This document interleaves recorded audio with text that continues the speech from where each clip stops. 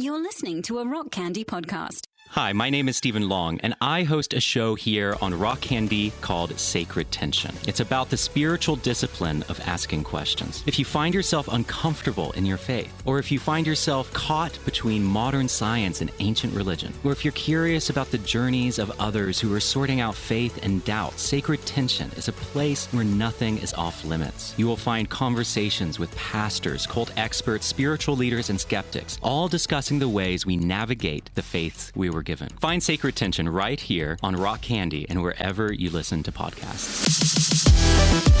Welcome to the Eleventylife podcast.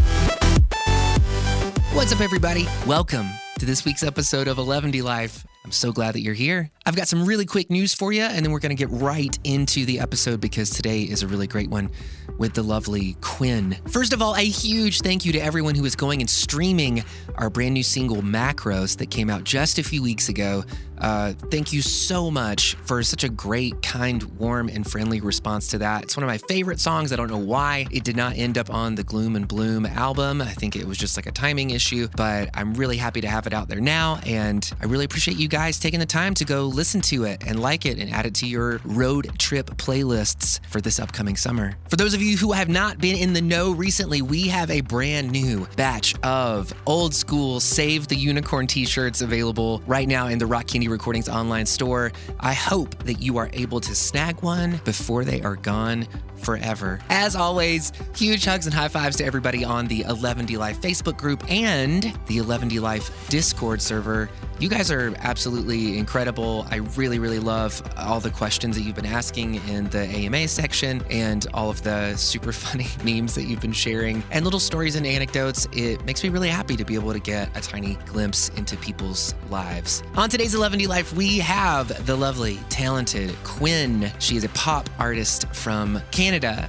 and we have befriended each other over, the last 12 months or so. And coincidentally, today dropped our very first collaboration together. It is a cover of one of my favorite songs called A Long December by Counting Crows. You guys can check that out wherever music is streaming. I hope that you like it. I hope you enjoy it. I hope that it does some sort of respectful and honorable homage to the original. Would super, super duper appreciate it if you guys would check that out and tell us what you think about it. So without further ado, here is almost an hour of Qwinn and I talking about everything from LA to songwriting to swapping stories about growing up in an incredibly religious upbringing and what time in the Christian music industry was like. Thank you all once again for being here. I hope that you find this conversation entertaining.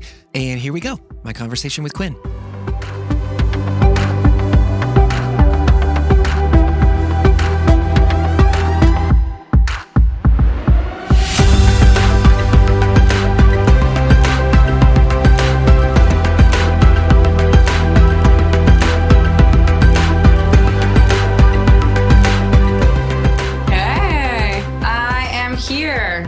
I can hear you here. All right. You got what me, is up? Got me in headphones? Yes, I do. All right. Does anything sound weird or phasey? Not phasey. No, a little bit slight delay. But I mean, that's just Zoom. Nature of the beast. Yeah. Do you want to do like recording with like mics and stuff to make it sound glorious? Yeah, I mean, if you have the ability to do that, or just like grab an audio feed on your end, like whatever you're using for audio, I'm using it on this end. I'm going to just start recording like an audio track for you. The podcast I just did, that's what I did. And then you'll have that and you can sync it up if you want. I saw that you were doing some like home renovation stuff today. Yeah. I think it's time to sell this house. And so, oh my God. Okay. All right. Let's do it. Let's get this house sold. Let's make it cute, all that stuff. And I just kind of went ham yesterday. Yeah. I was love like, it. I'm going to rest today. I did not rest. Yeah. But anyway. How positively Philistine of you, not resting. That's great. I've been so looking forward to being able to do this. I'm like super stoked about the song that we have coming out. And the last time that we hung out, like I should have just had everything rolling then and there because we had such a fun conversation, and I was like, I think we hit it off. I think it could be something. Definitely start a band now, but I mean, like lots of collabs. This could be a thing for sure. I've been listening to like a lot of music in your genre, and then I was listening to some of the stuff that you have written before, like some older stuff. Wish Myself Away is one that gets stuck in my head a lot. Oh, wow. Yeah. How old is that one? I never caught the date on it, but I think that one's probably like 2016, 17. Maybe. Okay. It was really cool. Like it's a cool song and it just kind of stuck with me. Really well written. Like, just very. That is so kind impressed. of you. So kind of you. Over here. Oh no, I'm like taking notes. I'm like, it took me a little while to notice that you did like a 3, 4, 5.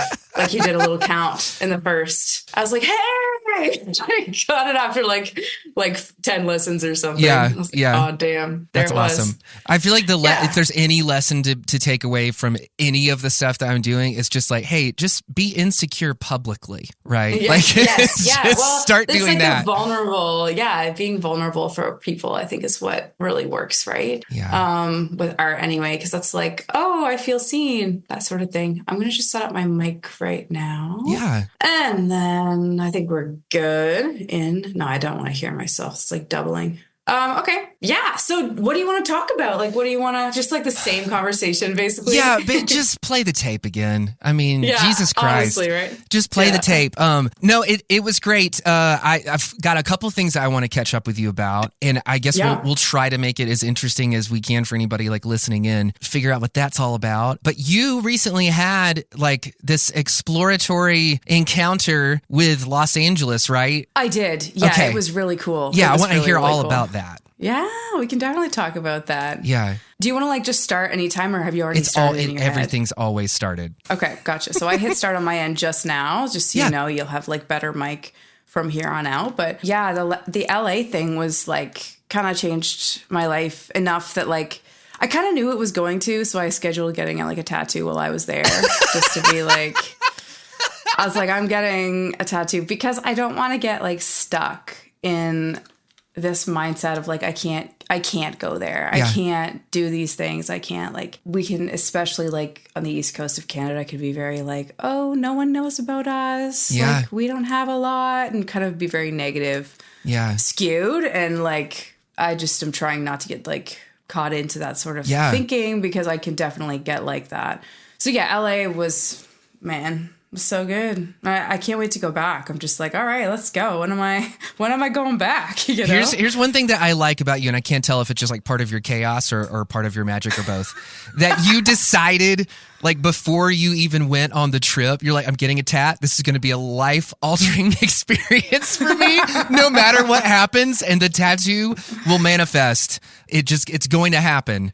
And I really love that kind of unhinged positivity. I need more of it in my life. I mean, I could just feel it. I think in like reclaiming my spirituality, I've just been owning the woo-woo a little bit, and just being like, you know what? I can get a sense of things. I've always had that. I used to frame it like through Christianity and like the Holy Spirit and all this stuff, but I feel like now it's all the same thing that it was back then. I just wasn't, I just had very narrow sort of language to use. Yeah. So I just kind of like, I think even just breaking through, honestly, it would be very cool if I was like completely sure the trip was going to be great. I was pretty sure, but I think even just breaking through my like barrier of going, I'm going to get on a plane and take an opportunity, and that I reached a point in my career where I was invited to go. There was something for me to do there. Was a big deal, like to celebrate on its own. So I just got like a little tiny tattoo that just says like LA, just to remind myself that this is a part of me, that like when I'm doing my thing at home, like that feels like very not exciting and like creative. It's like, this is, I can always go. I can have that mindset here. Like it's a part of me. So it could have been the compliment. It could have been a mission trip to Ecuador, right? But instead, it was actually taking my light to LA for all those dark sad. It was great. Yeah. I mean, everyone's got a light. You know what I mean? It's like, but I definitely had a great time. Have you ever been over there? Yeah, so we did. We always had really terrible experiences in LA. Like, it wasn't our thing. But like, we've had some friends that like they totally vibe. We had some friends that recently moved there. One of our mastering engineer friends moved there, and he's killing it, doing great. Everything's fantastic, but it is like a very specific vibe, and I think that a lot of times people are put in a situation where they have to decide like, oh, like, can I mentally handle like being here? Is my mental health going to suffer to the point where like I can't even take pleasure in my artistry anymore, like having to play this game? But I feel like we're at this really great period in human history where it's like very easy to get to LA, to get to Nashville, to like get to like a hot spot where stuff is happening and not feel that weight of like, I have to move my entire fucking life, like, you know, across the continent to try to pursue this dream. I don't necessarily think that that's as pertinent of a thing as it once was. So. I don't think so either. You know, it's like I've been hearing that a lot lately, and people have been telling us, "Oh yeah, the internet like changed everything, right?" And it did, but like even 10 years ago, it might have been more of a thing. But definitely 20 years ago, it was like, if you're going to take this seriously, you got to go where people are. You got to go where you're having those conversations where, I don't know. I was just emailing someone there that was, you know, like trying to set me up with writing like top lining and stuff for electronic music producers. And I was like, I can definitely come out for like song camps and writing sessions and stuff. And I was like, anyway, here's examples of the work I've done similar in the past. And I was like, by the way, all of these are remotely done. So if you have anybody that just needs very quickly like a vocal, just let me know, because I could just do it from here. And it just kind of reminded me that like I don't have to go. You know, it's good because I mean I made that connection while I was there, right? But anyway, no, I agree with you. And it's funny you had bad experiences because I could see how that could happen just as easily as I had my good. It's just a highly charged environment, right? It's kind of that thing where like when I was sort of following along what was happening with you on social media, and it seemed like you were having all these great experiences with co-writes. I've always loved doing co-writes, even if the person was a bad hang or it didn't go off. I'll always learn something. I always like learn somebody else's trick. You always get like a little bit of somebody's magic residue when you spend time with them. And I think that's really important and awesome. And it's important to work with people that you don't work well with because they're a reflection of the parts of you that might be difficult as well. And so there's that. I think it was like when most of the time that we spent in LA was in particular like a part of the Christian sort of music thing. And so it just, I think if we had gone there without that sort of albatross around our neck, like it might have gone totally differently. What was Christian music in LA like? I mean, well, they would. I can't even imagine what an angle. They would send us to LA to do these showcases, and because they would have these like youth pastor conventions or these conventions where it was like, here's all of this literature and what's the educational text and stuff that they sell, you know, like Bible study curriculum, like curriculum stuff. Okay, and so gotcha. all of these youth pastors from all over the US and Canada would show up there, and it was basically a place for all of these publishers to kind of hawk their wares. And since we were a part of the Christian arm of Sony, like they would set us up to do basically the most awkward shows imaginable. Like anytime you're showcasing in Nashville or LA for anything, for any reason, if there's showcase in the name of it, like in our experience, it's just going to suck. It's energy vampires. Awkward. It's everybody just kind of standing there being like, okay, what you got? What you got? Move me. You know, like do a thing. It's not the same thing as showing up to a show. I completely agree with you. Unless it's a public showcase and the audience can come, those are great. But yes, I feel you. It's like, okay, I'm jaded from the music industry. I'm just going to stand back and judge you essentially is kind of the thing. And it's like, I don't know if I even want to impress you.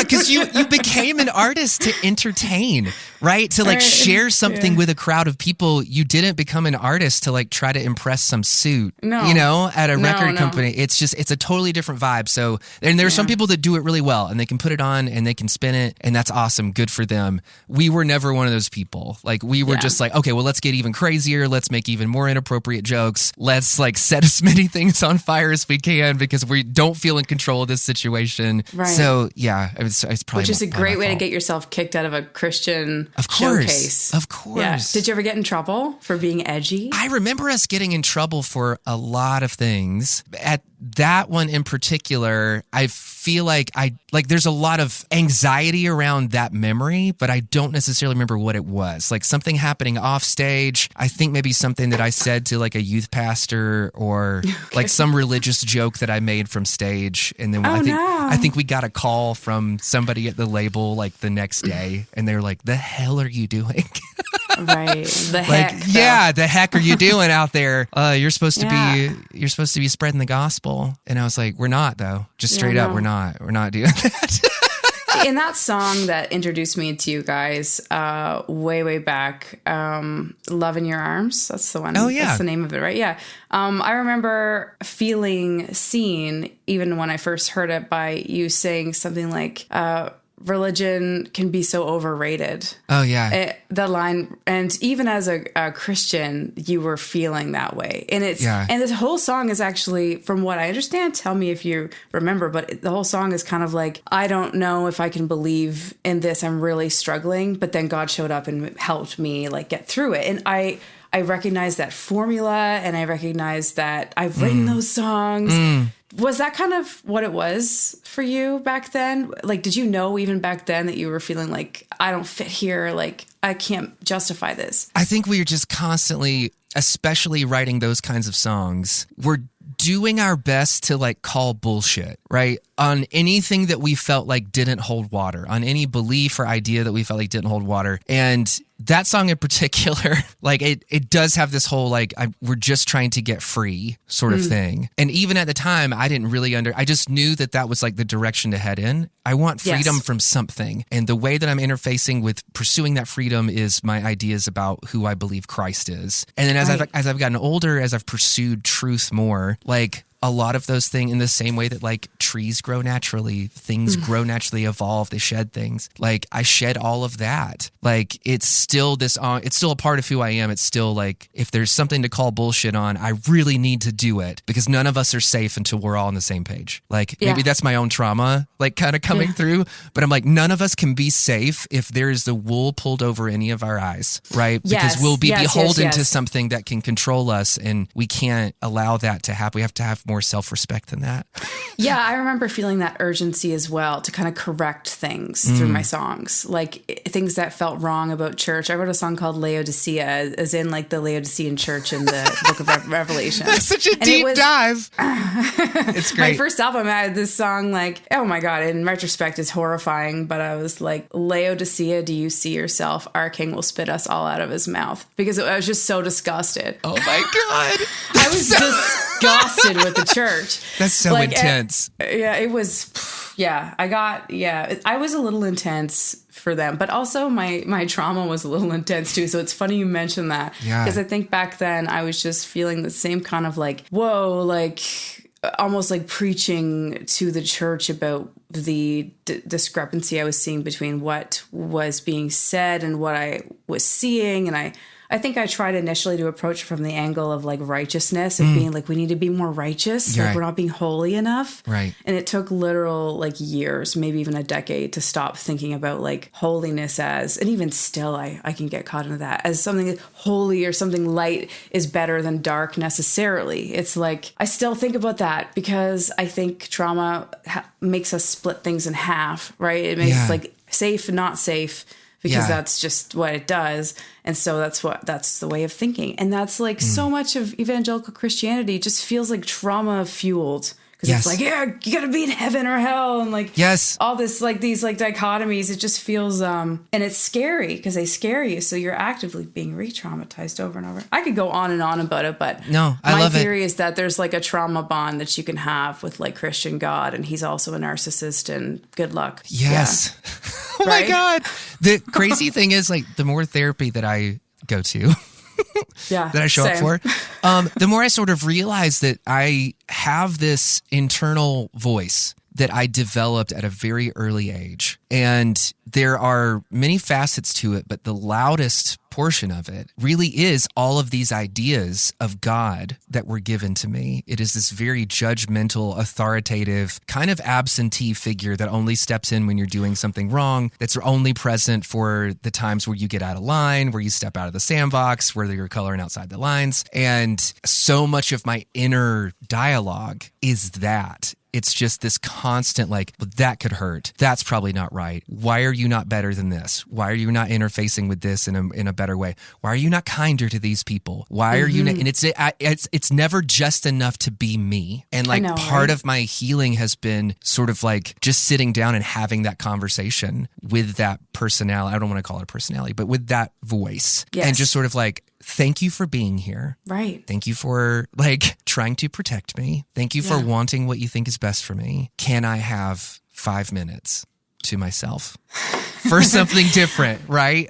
I need you boundaries. I need you to stand here and then we can interface later. But until I can separate what is my anxiety from what is my reality and what I can control or what I can't control, it's not worth listening to anybody else, right? You can't take any of that information. At least that's what's been true for me. And I think based off the last conversations that we had together, maybe there's something resonant for you in that as well. Big time. Big time.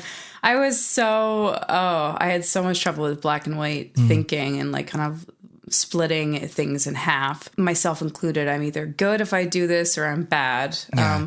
And then also this idea of the sin nature was really tough for me to get past. And eventually I got to a point where I was able to kind of look at the dark side of myself as kind of funny and a little bit mischievous, and I kind of got an affection for her. Yeah. And I was kind of there's a little bit of a Disney villain way of looking at it. Just being she's avoiding some wounding. Right. She's, she's speaking from pain.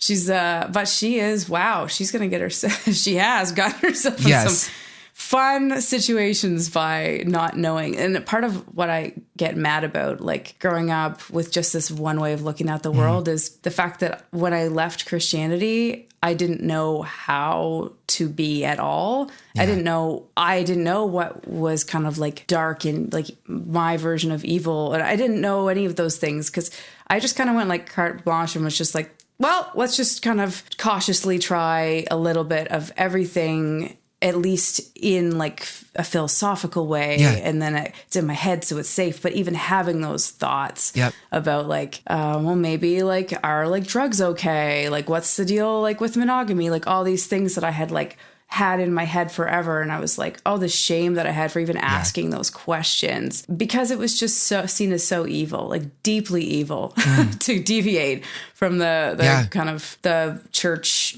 stamp of approval. So It took me a lot of therapy to get out of that. And I could go on and on about that too. But I don't know, man, listen, this kind of thing, honestly, backs away. We just talk about it forever. And I don't know, since you've been doing the podcast, do you feel have you gotten feedback from people that they like the debrief about this kind of thing? Or is it heavy for people to hear about church stuff? I don't know. Sometimes I wonder what's the right amount. You know? I don't know what it's like in Canada. I don't have a thumb on the pulse of religious culture in Canada.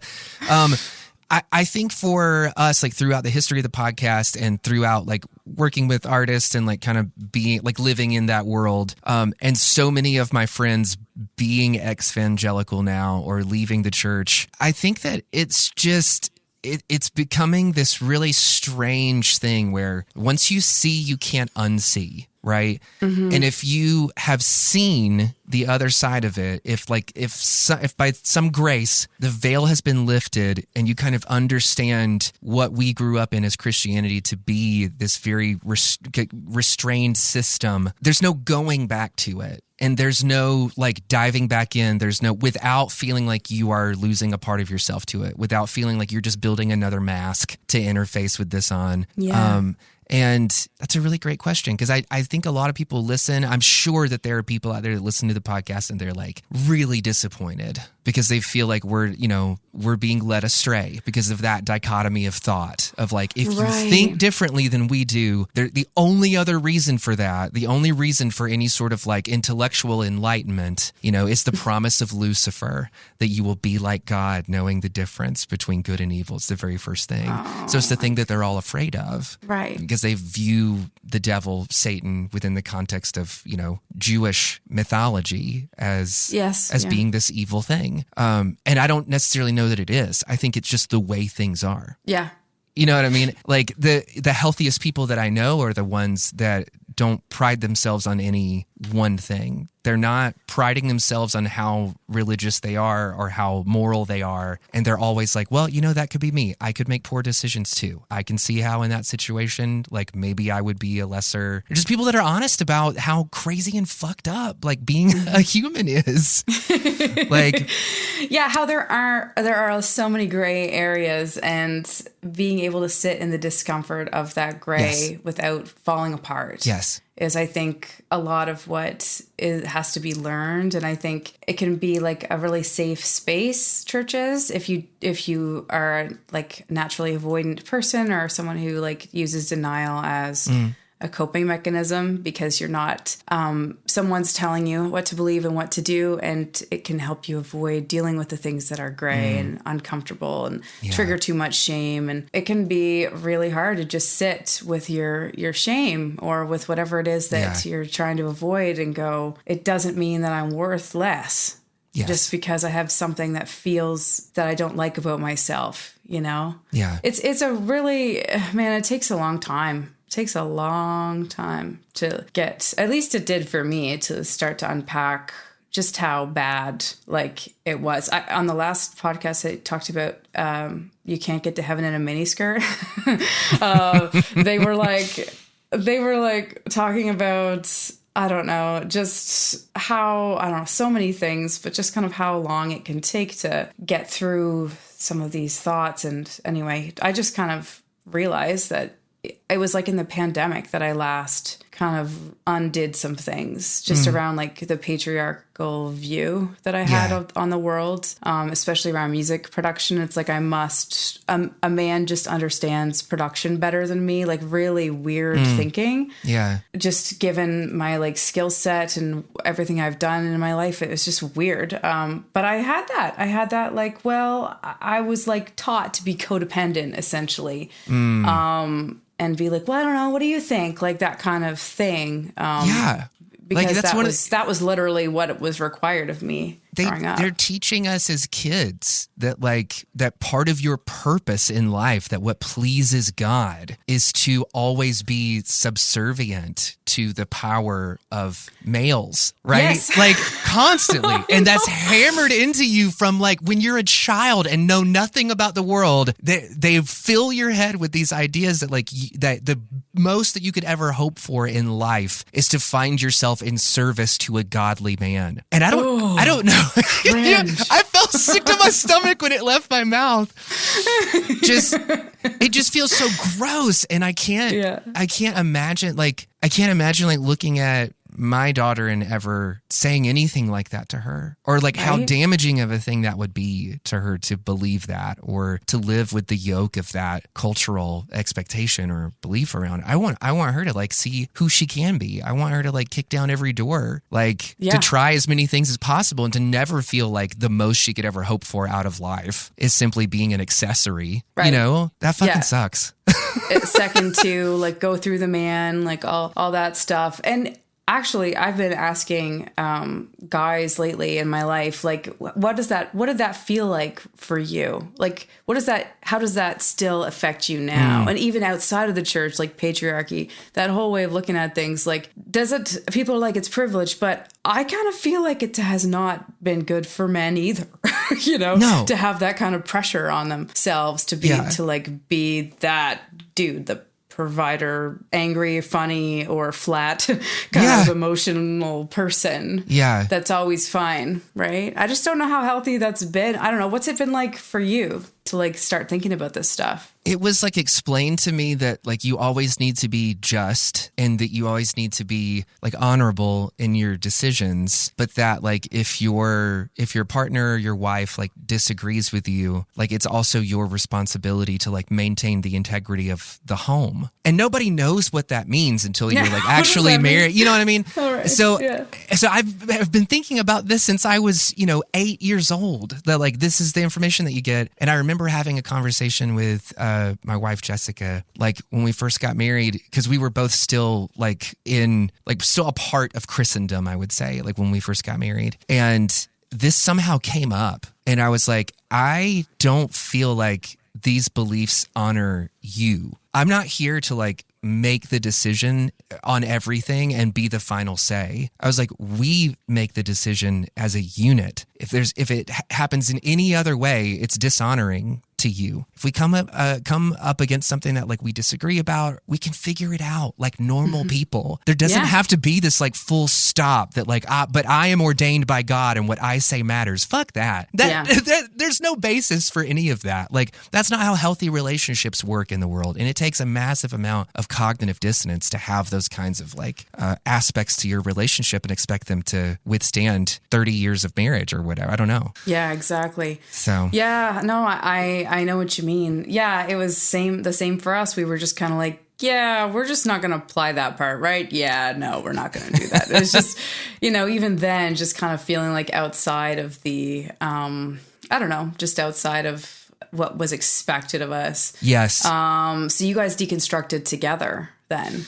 Sort of. I feel like I was already kind of on the slope. Because like when we got together, I was like touring a lot, I was seeing a lot, and then I would come home and just like trauma dump, all the bullshit. And at the same time, that it was like she had a very like kind experience within Christ. She found a lot of community and a lot of like friendships and within Christendom, and it was always like a very warm memory for her. So I feel like she's always like kind of trying to do that, and I would be the grumpy asshole that would come home and be like, yeah, but every major Christian that I've ever met has been a complete asshole in the green room. And like, if that's the way we're going to treat each other, like, what is the point of all of this? Right. No, it's funny. It's like, yes, I agree with you. Are you being offered something? Yeah. You've been getting offered a cheeseburger. You can have it if you want. No, there's no way. I'm not going to subject you to chewing noises for the next 20 minutes. I'll just, start going on and on. No, it's okay. I know. I'm fake. Oh, no. Bye. Are you hungry? Okay. All right. So I'm gathering from this a few things. You have a home studio. Yes. And you have a partner who makes you food.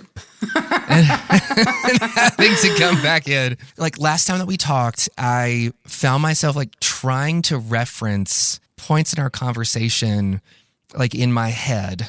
Like at 3 a.m. I was like, wait, she said that happened too.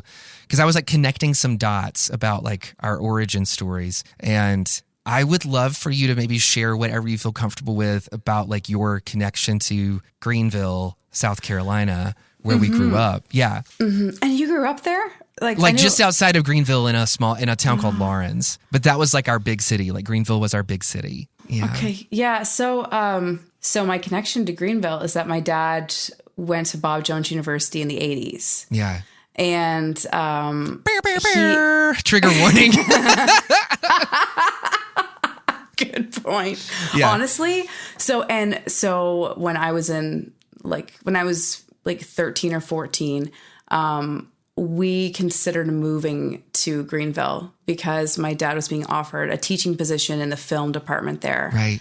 Where he graduated from. And my dad is a natural teacher, and I think he was just kind of wanting some change. And honestly, I didn't love my life either. So I was really like encouraging my parents to like do this. I'm like, come on, let's like, what an adventure. Let's go. Let's get out of here.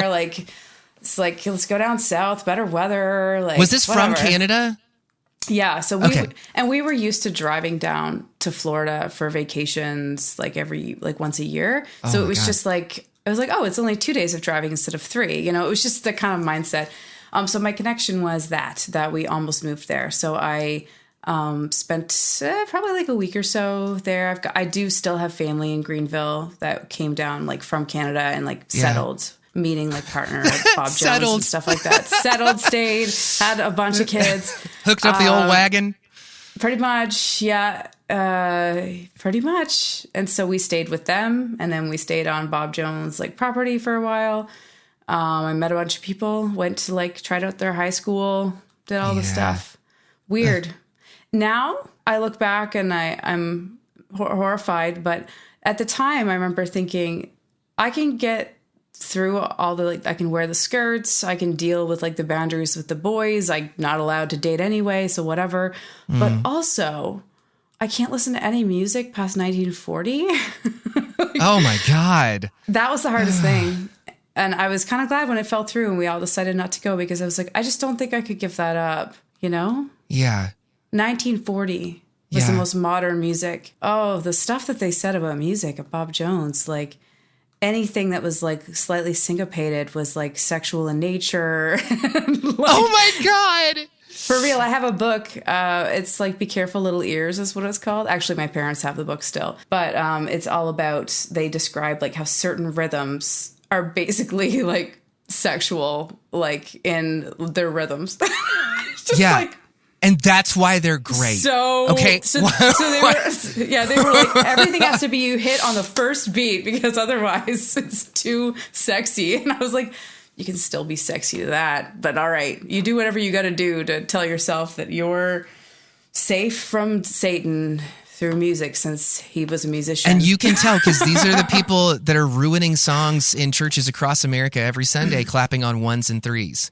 Kills me. Like they don't know. They don't know. They think that if they move to the twos and fours, that it's gonna summon Paimon. Yeah, it's bad. Yeah, bad news. I mean, Satan was a prince of the power of the air, and music is in the air. So I don't know, Matt. You do have to watch out for Satan. He was an excellent musician, apparently very hot as well.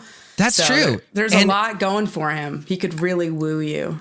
And if you really want to make it in the music biz, he's the guy to cut a deal with, right? I mean, that's like that's the American cultural icon of like, oh, well, if you want to get famous, like Christ is not handing out scholarships for fame.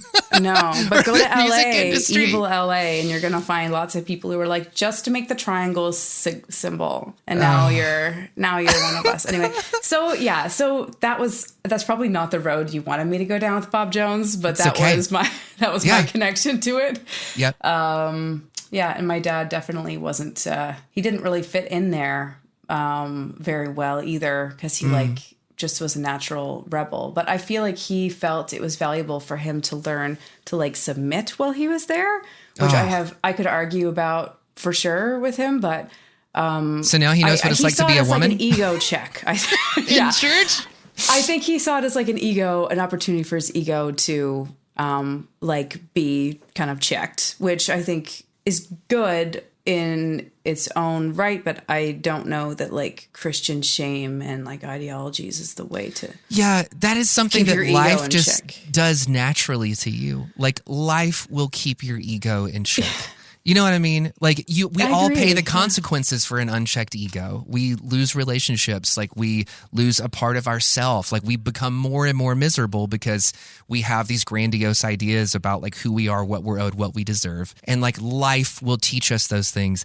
Handing something naturally occurring like that over to someone like is again like forfeiting your own agency in service of this idea that like you don't quite understand what it is. And there's no reason other than just the belief to trust any of these people with like keeping your ego in check. I have people try to do that to me all the time when I was in church. And it was always a manipulation tactic. It was always a keeping you in shame. If you know that there's somebody out there checking your ego, you're constantly sort of covered in this like cloud of like shame of like, well, what will they think about this? Like, should I really be? It just like denies you the ability to develop and grow and flourish as a human being, being messy and learning on your own and just experiencing things naturally as they come. Anyway, I feel like I'm getting preachy and I don't want to be. I get that. No, when I listened back to the last podcast I did, I was like, oh no, I'm preaching again.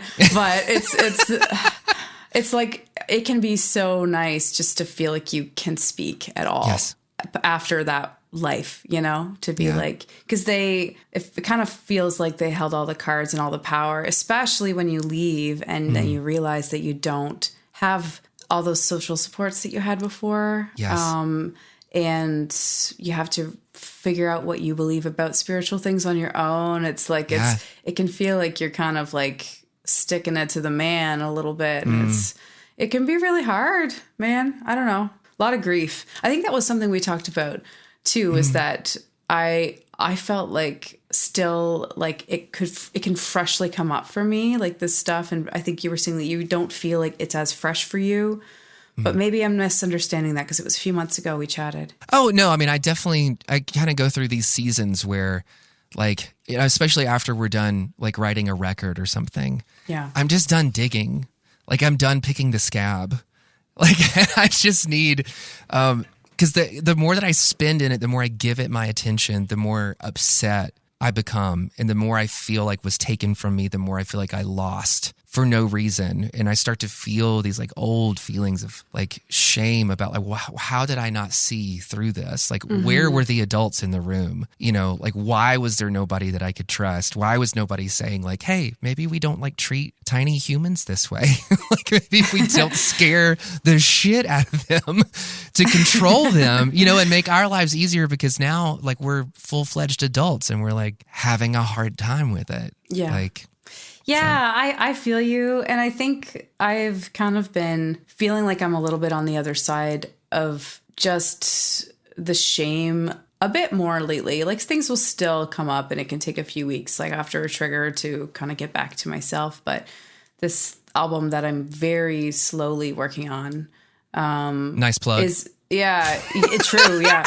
Is meant to be on the other side. You submit to my plug? I submit to you turning the conversation into a plug for Qwinn. I will, because you should, because it ties in honestly so well, because I was just so tired of like talking about all the things that I lost and all the things that make me angry still, and it was feeling just like tired, and like I've kind of processed a lot of it. And so on the other side of it, the stuff I've been writing now has been like a reclaiming of like kind of worship vibes a little bit.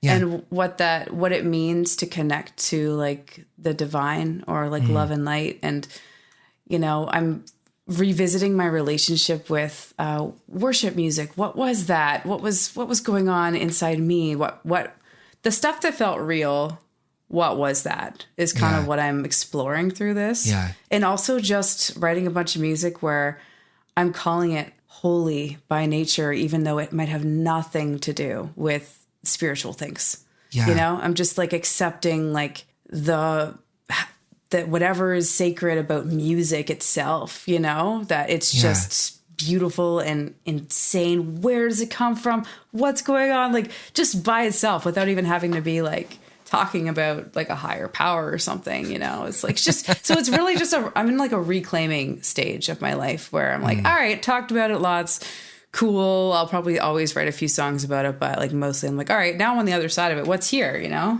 Like the forest fire happened, what are the new sprouts coming up, what's happening now that it's happened? What do you feel like is pushing you through that? What do you feel like is empowering you to sort of keep going?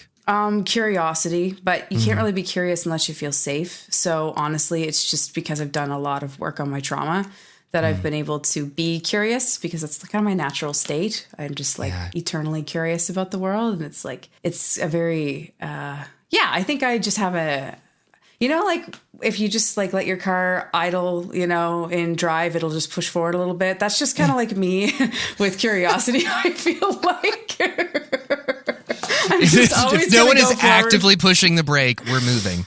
We're moving. Yeah. We're just moving a little bit. Just always. It's like, and I feel like I got frozen from my trauma from church. Major. Yeah. And it did not help that I have family and still have family actively trying to like bring me back into it. It would just like refreeze. And it was like, no, you got to thaw that out. Like who am I? Who is my essence? What is my light? And then just kind of like melt it, basically. I mean, does that make Thanksgiving awkward? I mean, does it ever? And Easter, okay. like Good Friday, like today, right? This was we're recording on Good Friday, right? And it's like, yeah, I had family members texting me being like, I really want this to be about Jesus. And do you think, like, would it be really bothersome to you if we like made the focus Jesus, like at the family Easter gathering? And yeah. I instead of getting all triggered by it like I used to, I was like, just like, let's do something to get together if you want, but if you want to like do that stuff, like save it, like do it with the people who will be on your level with it, like do it with your church friends and your religious family, and like don't like, it's like a boundary basically where I'm just like, nah.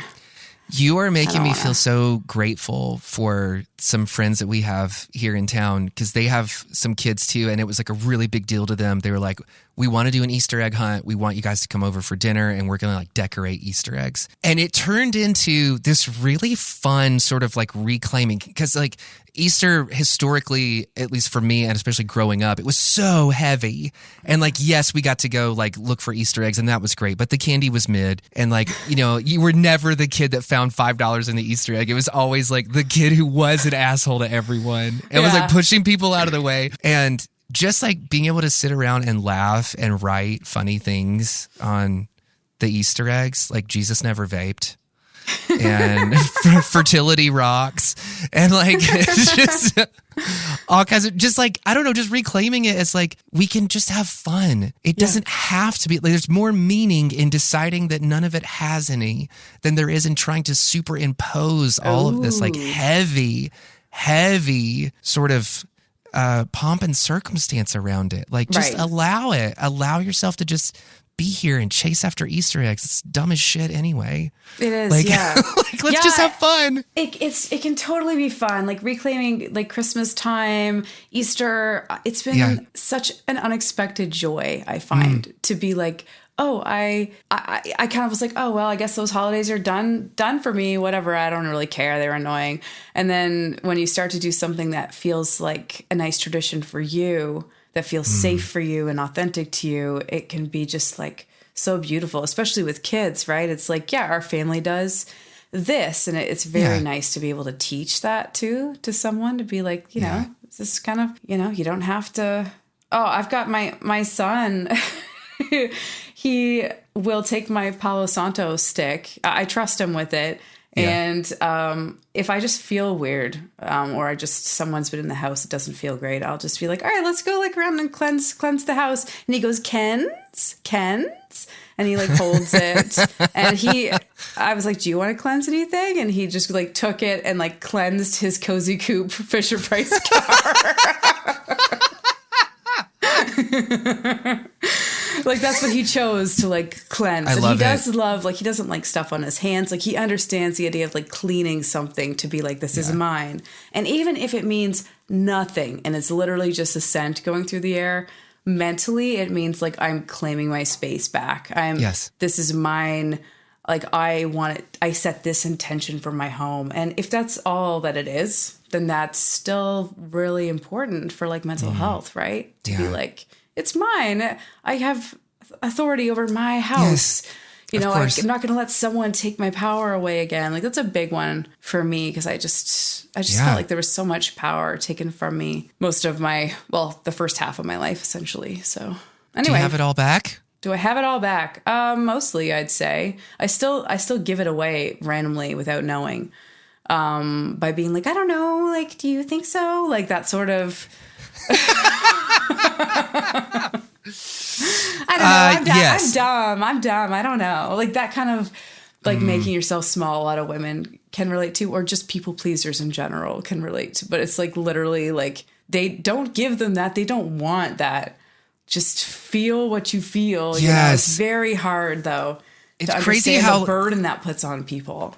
Yes. Like this really weird fine line between I don't know as a response, as opposed to I'm not sure that it matters to me either way. Yeah. You know what I mean? Like, one of them is just acknowledging something. The other one is like actively forfeiting agency to someone. Like, I can't make the decision. You make the decision. I'm overwhelmed by the decision. Whatever, you do it. It just feels different, but it's so crazy. I feel like there's like a little bit of magic in that weird space between how you respond to things, like between the I don't know and the I don't think it matters to me. Oh, that is so cool. Yeah. That is really neat. I haven't thought about it from that angle before. It's like, I don't know, instead of kind of being like, oh, I don't know because you're smarter or I'm dumb. It can be like, I don't know because I just don't feel anything strongly about that. Yes. Is that kind of what you're saying? Yes, because like you were talking about earlier, like we were trained with this, there's a right and there's a wrong. And so we get this immense decision fatigue in tiny, stupid things because we're like trained that every decision has these eternal consequences behind it and you can't get it right or wrong. And so your body is just reminding you that like, oh yeah, remember how you have to be right?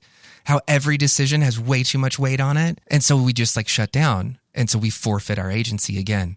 It's just one of those insidious ways that they have their claws in us. I know. Well, it was, it worked for the institution to have the power, right? Because that controls, that keeps the chaos down and whatever, right? And the length of time that the government and the church were like married to each other was way longer than it wasn't. So it's just, I don't know.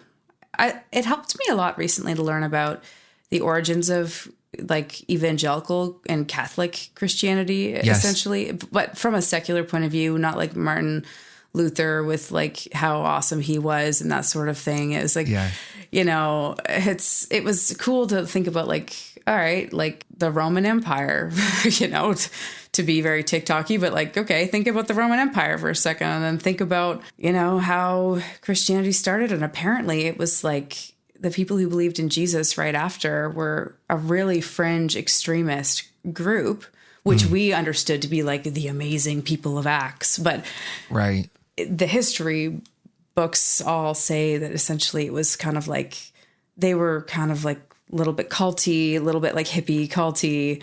Over here, you have to be really extreme to even fit in with them until the emperor or whatever, was Constantine, I think it was, was converted. And then just because they had their little like spider web network, or not spider web, but just kind of their like web all over that part of the world, it just like went wide. It's like getting signed by a major label or something, right? It's kind of like I've got this fringe idea, I've got this cool thing, and it's like, all right, anyway, I believe in you. Here's your broadcast station. Yeah, right? Like St. Peter shows up and drops the hottest fucking mixtape, like on.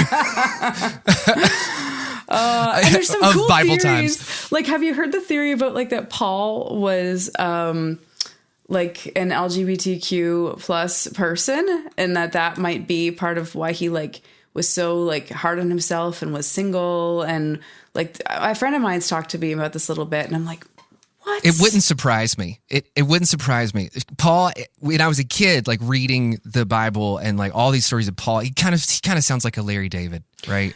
He's just like he's showing up everywhere, and he's like, I don't think you're doing it right. I think the right way to do it is this. Yes. It is just so much. It's so much. It's like, oh God, he's upset about this thing now. God. Yeah. He was not, I don't know. He was definitely I'm not gonna follow Paul's TikTok. No. Right? That's all I'm saying. Like it's not my vibe. No. Any more positive vibes in here? Yeah, same. Yeah, I don't know. What have you guys been up to musically? Like what's been new? You just dropped a song today, right? We just dropped a song today. Yes. And I think it's really fun. It's one of my favorite ones that we had. I wish it had gone on the album whenever we put it out. We have that. The next thing that we have coming up, I think like a month from now, is the song you and I did together. Yeah. And I'm really excited about that one too. And then I think after your song comes out, then it's the deluxe version of the Gloom and Bloom record. Nice. So yeah. Cool. So what's different about the deluxe version? There's like 20 songs on it as opposed to 10. Yeah. And yours is one of them. So it's great. Yeah. It's going to be great. Yeah. That was so fun. And also, can I just say how much my very organized side has enjoyed that we've had one thread for the entire production and planning. I love it. For this like, first of all, I don't do anything on email, like when it comes to collaborating, but this has been very satisfying. It's like, it's on email. Okay, cool. Yeah. But it's like, I think it's just 71 messages right now. Like, oh my God. But they're all in one thread. And I'm just like, achievement unlocked. Like something just happened in the heavenlies because of how organized we are. It makes me so, it's just like one of those things that I'm glad that you appreciate it, because it took me a long time to be like, oh, wait, when you're working with artists or other creative people, we're historically notorious for just being so scatterbrained and a kind of ADHD about a lot of stuff. And just having all of it in one place is really important just for staying on the same page of like, when I tell you I'm going to do something, the email is there that I said that, you know, or that this is going to be the next steps. Like it kind of forces us to take the conversation out of the ether of like, wouldn't it be nice if like there was a thing here and then we'll just like do a song and we'll start a band and like, and I'm like, I'm done. I'm too old for those conversations now. Yeah. Like I'm not, those are like 15-year-old conversations. Mm-hmm. Like, wouldn't it be cool? I'm like, no, when's it going to happen? Yeah, let's just do it. Because we have the power now. We have the studios and the synthesizers and the... Yeah, we do. Yeah, we do. It was so fun and a nice like soft launch for us in our collaborations as well to do a cover. Because we just kind of got to learn like how each other works. And I think that's one whole aspect of co-writing, aside from like the lyrical content and the vibe of the song was sort of already set. So there wasn't like a ton of that to happen. But now I'm very curious because of our conversations, like what sort of song we would write in like a co-writing session, like what would come out. And just, man, so sweet. It was awesome. So good. Let's just find out. Let's find out. Yeah, we should. It's going to be great. I would love to come down to North Carolina for a few reasons. One, my therapist is there. Two, I think I told you that. She is, yeah. Love it. Yeah, and the other... Oh, shit. What if we're going to the same one? Oh, I don't know. Maybe. Now I want to... Well, no, she's in Raleigh. Are you in Raleigh? Where are you? I'm not. Okay. Yeah. But it always like kind of terrifies me because I'm like, oh, wait. Are we talking to the same? There have to be therapists out there that like could write the most engaging Netflix series of all time about the people and how they're like crossing stories, and the therapist is like the one unifying factor in all these things, but she's actually controlling, or he is controlling the narrative of these people's lives without them knowing it. I feel like you're writing something right now. I feel like we could do this, write this, and then just like go to dreaded LA. I'm just kidding. Yeah. But like, that could be really funny. And I always wonder that too. It's part of why my therapist lives, a 2 days drive away from me, is because I live in such a small town. And when my life first blew up, it blew up. And I was like, I don't want there to be like 1 degree of separation like there is for everybody around here. Like that they have a stake in this, you know what I mean? So I was just like, distance, please. I'm good. But it's so funny. Imagine it's like, oh fuck, like it still happened anyway. But no, she knows all about my evangelical journey for sure. She's been on it with me for a long time now. So since 2020 is when I first started talking to her, and then kind of just like go whenever I kind of have like a random thing going on where I'm like, it'd be good. It's like going like a mental tune-up or something. I think it's really helpful. But yeah, I don't know. That's funny. But yes, I would love to do like an in-person co-write too. I think that'd be sweet. So I just got to figure out how to get down there. I'm always down for that. Yeah, I'm always down for that. That sounds amazing. And the door's always open here. I mean, you can just show up or whatever. And I'll be offered cheeseburgers, and it'll be great. Yeah. Doors open. You get offered cheeseburger will be there waiting for me. Because I know that she ordered 2 of them and she got through 1 of them and she was like, I ordered too much. So she's like, Dad, just like take this. Take my guilt and shame around eating a cheeseburger. Come on. Oh my God. You might want it. What place was it from? Oh, it was McDonald's. Oh, see, like the worst guilty pleasure because it tastes amazing and then you feel sick for days. I know. Stop giving me a Big Mac attack. You know it's going to hurt me later. Yeah. But anyway. I feel like unwell for literally 2 days after a Big Mac. But man, while it's happening, feels amazing. I feel my blood thicken. Like the only like happy part of my body is my tongue. Yeah. Like when I'm eating McDonald's. But Yeah. I know that I'm going to have to pay the piper later. This is such a 30-something conversation. I'm sorry. You know what? But they would even fuck me up in my 20s. Like, it's like just not good. Anyway, McDonald's. I know. Not great. Tell me what you have going on for the rest of the year. What does it look like for you? Releases, singles, parties, dances. Oh, well, I feel like things are just slowly moving towards like this album release. And initially I thought, oh yeah, I'm going to just like release a song every 6 weeks. It's going to be cool. And then once I started doing co-writes again about a month ago, it got me excited. And actually even our co-write just kind of shook me out of that mindset. Sure. Of just being like, you know what? I'm going to take the pressure off of this album to be something that is, I don't know, that's going to be the only thing that I have going on. And I'm going to just dedicate all my time to that. So honestly, I'm wanting to finish up a lot of the collaborations that I've kind of started at this point, which I think there's like, I've written like probably 6 or more songs in the last month, like with 6 different groups of people. Love it. So there's a lot of work there to finish up. I've got a song coming out at the end of May. It's a collaboration I did over COVID. And that's a fun one. And yeah, very dancey. Let's see. That's kind of where I'm at. I don't have a lot of firm plans, but I have a general sense You're of where cooking. I'm headed. And You're it cooking feels right now. really, yeah, I just kind of decided I wasn't going to like focus on shows and stuff right now because it's just not where I'm at. And I'm in the writing, the cooking, like the creation side. And it just feels so right to just rest here and not rest and then rest again, to be writing. And honestly, I love writing music. I love doing shows too, but it's a little less practical with a 2.5-year-old to just like be like, oh yeah, sure, I'll jump on your lineup. Like that kind of thinking. It's just not like, I want to go to bed at like 9 p.m. You know what I mean? Yeah. It's just not what I want to do right now. Yeah. Yeah, totally. I understand that's that. kind of where I'm at. Yeah. Thanks for asking. No, that's nice. really exciting. Like the fact that you're doing so many co-writes and that you're, again, grabbing all of that pixie dust from other people in the process is excellent. Excellent. Right? Everyone's got their own vibe and, some of us work better than others, but like you said earlier, like you learn a lot from every co-write, even if the song, isn't exactly what you wanted. And sometimes you never know what's going to come out of these sessions.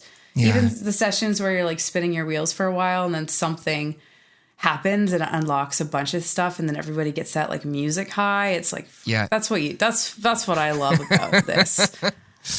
Like, or like I showed my new friend, Joey in LA.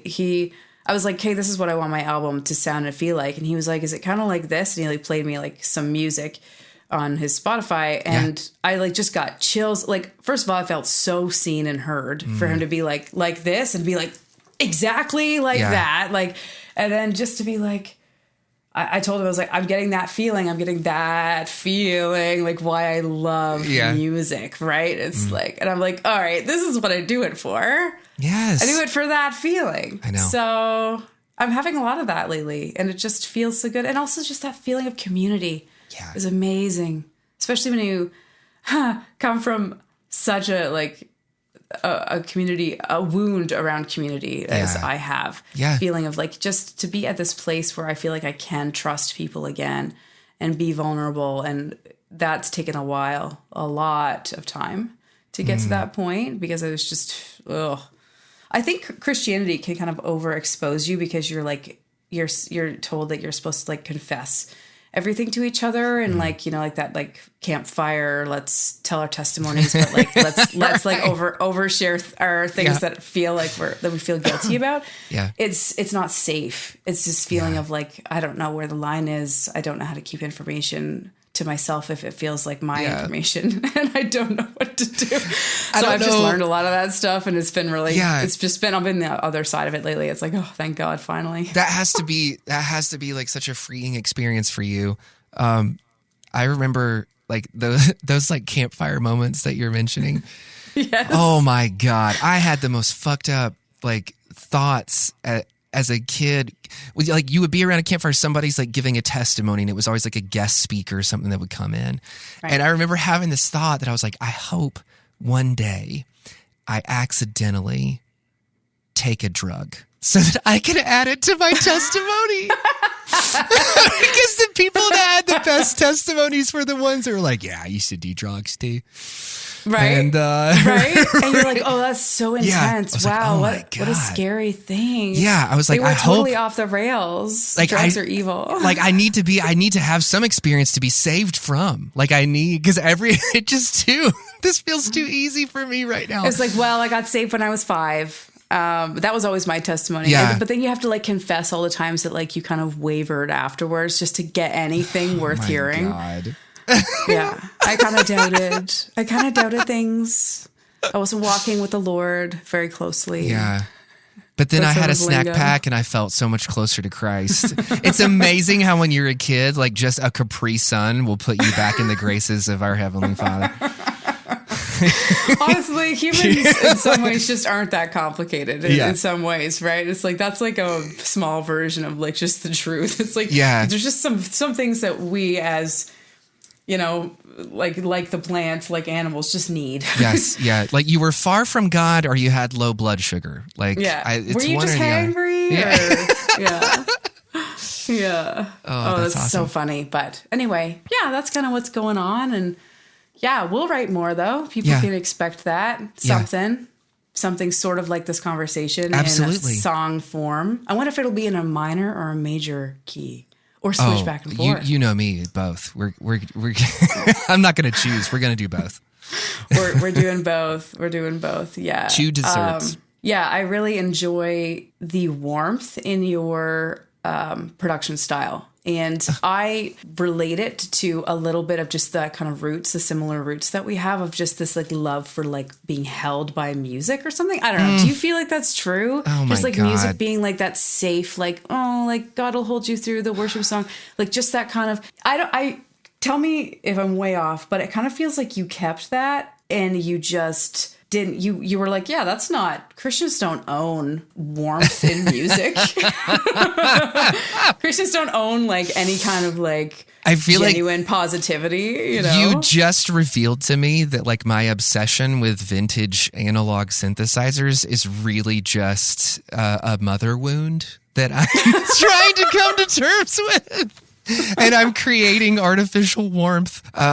I don't think it doesn't sound artificial. That's what I'm trying to say, is that it feels reminiscent of our musical roots coming from that Christian world where there's kind of like, I don't know, maybe there's something to the genetics of like the fact that our parents were drawn to that world. And that, so it's just a part of who we are. And like, so the fact that we like someone's accused me of making power pop or anthemic pop. And it's like worship music. It's like that, right? But I love it, I still love like a powerful message and like, or like something like someone believing in something. So I don't know. I just feel like you've kept that in such a beautiful way that I was going to be like, hey, nice. Oh my God. Way You're to so not kind. be like, I must do the exact opposite of what I did before. You were so kind. I feel so seen. I feel like you're so astute. I don't know. I mean, I have nicer things I could say about you, but you don't have. I'm not. You've heard a lot of them. I'm just saying that it's super. You're super 5 cool. loaves and 2 fishing right now is what it sounds like. That's Is that like a Southern like Christian? No, I'm just pulling bullshit out of. I just feel like I could hear someone saying that at like I don't know, like the Golden Corral after church or something. Oh my God, they have too. They have. They're the just Golden dropping. Corral is the shit. I must say, we don't have them here, but it's like, it was very good. If you think that Golden Corral is a shit, I have serious concerns about the future of Canada. All right, listen, I will, it's the McDonald's situation. Okay. It tastes good. Are things going to give us food poisoning? Maybe yes, maybe no. But in the moment, it's really nice to have so many options. Maybe yes, maybe no. Okay. I hope the former. I want you to tell everybody on the podcast, like the best place to find you and find what you're about and to get invested in Qwinn lore? Yeah, so I would say I'm most active like on socials on Instagram. So Qwinn is QWINN, and I go by Qwinn Creates on Instagram. Someone took the name Qwinn, so I just went with Creates, and it felt nice. It was like I'm actively doing something all the time, so it's kind of cool. I love it. Yeah, Instagram's the main place, and then you can just look up the same name on any platform that you like to listen to stuff on, and I'm all those places. YouTube a little bit, TikTok sometimes, all that stuff. Big story poster. Love posting a story. You post great stories. I'm not great at posting stories. I try sometimes, and I just feel miserable. I can learn. I can get better. I mean, it's kind of like, for me, it's like the evolved Facebook status, which I was a big fan of, like the Facebook status back in the day. So I can even just like put like a text in there or something. And I love how not permanent it is, because the internet kind of freaks me out sometimes, and it just can feel better to be like, well, if you didn't catch it then, you aren't going to catch my craziness today. So that's it. Sucks for you. Windows closed. You can catch it tomorrow. It'll be the same shit. Yeah. That's awesome. Well, I'm looking forward to it. I'm going to put links to your music in the show notes for the show. And thanks. Yeah, I can't think of a better time that I've had in the last few weeks. It's amazing. Thank you for spending time with me. I love talking about this stuff. I love chatting with you. Honestly, wish we had recorded our first conversation, because I too was thinking about it afterwards. Yeah. I was like, oh, that was so good. Oh, amazing. But I had to be like, hey, what can I repeat and what can't I repeat? Because you did some pretty intense name dropping, and I was right. Yeah. And I was like, okay, sworn to secrecy, but also so validated that I took the right path in life. Oh, I'm so glad. Yeah, it was amazing. That's awesome. Well, promise me that we can do this again. Absolutely. I would love to. Thanks for having me. Eleventylife is a production of Rock Candy Recordings and Rock Candy Media. Every time you subscribe to Eleventylife